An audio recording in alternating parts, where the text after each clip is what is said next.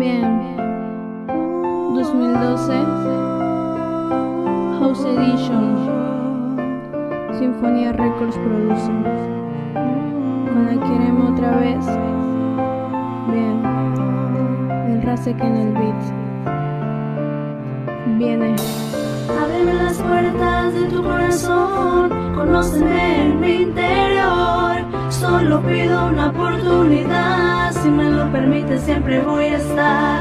Ábreme las puertas de tu corazón, conóceme en mi interior. Solo pido una oportunidad, si me lo permites siempre voy a estar. Tal vez no soy como esperabas, como las demás mujeres, que no soy tan bonita y tengo muchos aretes, que a mí me gustan las gorras y no las minifaldas, que yo me siento bien siempre sin andar pintada, y aunque esté greñuda nunca te voy a hacer falta, que yo haría todo solo por esa mirada. Yo sé que soy celosa y no lo puedo cambiar, pero a mí me gustas tú y eso no lo puedo negar. Que no mires mis defectos, pero sí mi corazón, que para ti siempre será sincero.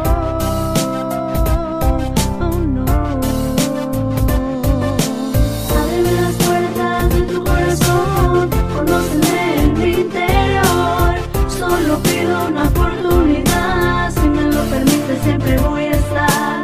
Ábreme las puertas de tu corazón, conóceme en mi interior.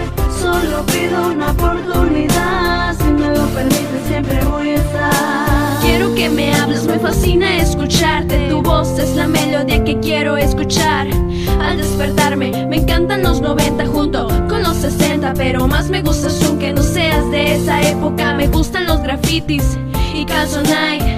No hablo inglés y no entiendo cosas que dices. Me gustan los carros y no sé conducir. No me gustan los vestidos, pero mucho salir. Me aburren las discos y odio los buchones. No me gustan los corridos, me dan miedo los aviones. Soy antifemenina y bastante vaga. Mis amigas se molestan porque nunca escucho banda, y en vez de eso te traigo en el celular y siempre las enfado con tu música.